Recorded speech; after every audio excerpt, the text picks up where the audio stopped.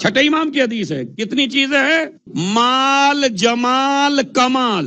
جوان سے کہتے ہیں مولا کہ نہ کسی کا مال دیکھ کے شادی کر، اس لیے کہ مال دیکھ کے شادی کرے گا تو جیسے ہی مال ختم ہوگا ویسے ہی بیوی سے محبت ختم ہوگی. نہ جمال دیکھ کے شادی کر، ہو سکتا ہے کوئی بیماری آ جائے تیری بیوی کا چہرہ خراب ہو جائے، اگر جمال سے محبت ہوگی تو بھی تلخیاں پیدا ہوں گی. اب بچی ایک چیز، وہ ہے کمال. کمال نہ بیماریوں میں ختم ہوتا نہ غربت میں ختم ہوتا، اس لیے کہا کمال دیکھ کے شادی کر، دولت دیکھ کے شادی نہ کر اور جمال دیکھ کے شادی نہ کر. پھر امام نے فرمایا اگر تو کمال دیکھ کے شادی کرے گا تو اللہ تجھے تینوں چیزیں دے گا، جمال بھی، مال بھی، کمال تو ہے ہی. اور اگر جمال دیکھ کے شادی کرے گا اس سے محروم ہو جائے گا، مال دیکھ کے شادی کرے گا اس سے محروم ہو جائے گا.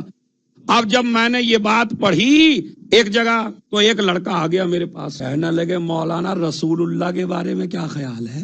بھائی آپ کہہ رہے مال دیکھ کے شادی نہ کریے، سب سے بڑے رسول نے اتنی بڑی ملکۃ العرب سے شادی کی. تو میں نے کہا بھائی بات تو بالکل صحیح ہے. کہنے لگے یہ حدیث نہیں ٹکرا رہی ہے ادھر. میں نے کہا نہیں ٹکرائی، کل بتائیں گے مجلس میں. کہلے ابھی بتا دیجئے. میں نے کہا نہیں، تمہارے ذہن میں آیا تو کئی کے ذہن میں آ رہا ہوگا. یہ مسئلہ جب حدیث آپ کے بھی آئی ہوگی ضرور، جیسے ہی میں نے حدیث پڑھی تو کسی نہ کسی کے ذہن میں آئی ہوگی یہ بات. اس بات کو فاطمہ کی ماں جانتی تھی، اسی لیے ساری تاریخیں اٹھا کے دیکھ لیجئے کہ رشتہ نبی نے نہیں بھیجا، رشتہ نبی نے نہیں بھیجا ہے، رشتہ جناب خدیجہ نے بھیجا ہے. اور تمام خواتین نے اور ان کے رشتہ داروں نے کہا بڑے بڑے لوگوں کے رشتے آ رہے تھے، تو نے منع کر دیا اور تو نے رشتہ بھیجا تو ایسے فقیر کے گھر میں مثلا، یہ ان کے الفاظ ہیں بھائی، ہم نہیں مانتے، کبھی کبھی نقل بھی کیا جاتا ہے کہ تم نے عبداللہ کے بیٹے سے شادی کر رہی ہو اور تم اپنا رشتہ بھیج رہی ہو، وہ غریب ہے. ارے کم سے کم اسی سے کرنی تھی تو اس کو رشتہ تو بھیجنے دیتی. ہم یہ نہیں کہتے نہ کریے آپ، لیکن تو رشتہ نہ بھیجتی، وہ رشتہ بھیجتے. اما بیوی ہو تو ایسی کہ شادی سے پہلے عزت کا اتنا خیال ہو، کہا نہیں رشتہ میں ہی بھیجوں گی.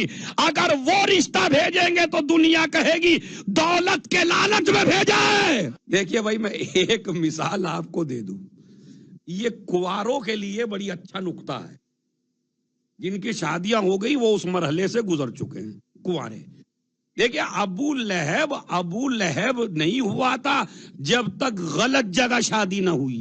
میں نے پڑھ دی پوری تاریخ آپ کے لیے، اسی لیے کنواروں سے کہتا ہوں شادیاں دیکھ کے کیا کرو. یہ ابو لہب نہیں تھا، اس کی بھی ہسٹری انشاءاللہ آئے گی پھر کبھی پوری. تبت یدا ابی لہب کیوں کہا گیا؟ مگر نہیں بنا تھا ابو لہب.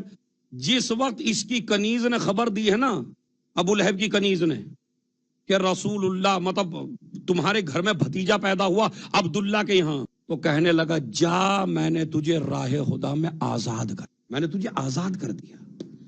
اتنی خوشی ہوئی تھی ابو لہب کو نبی کے پیدا ہونے کی. مگر رشتہ داری جب لگ جائے، اب ام جمیل کا ذرا سرچ کرنا جا کے، میں تو نہیں بیان کر سکتا کس خاندان سے تھی، سمجھ رہے؟ ہاں بہن تھی بڑے آدمی کی، بہت بڑے آدمی کی.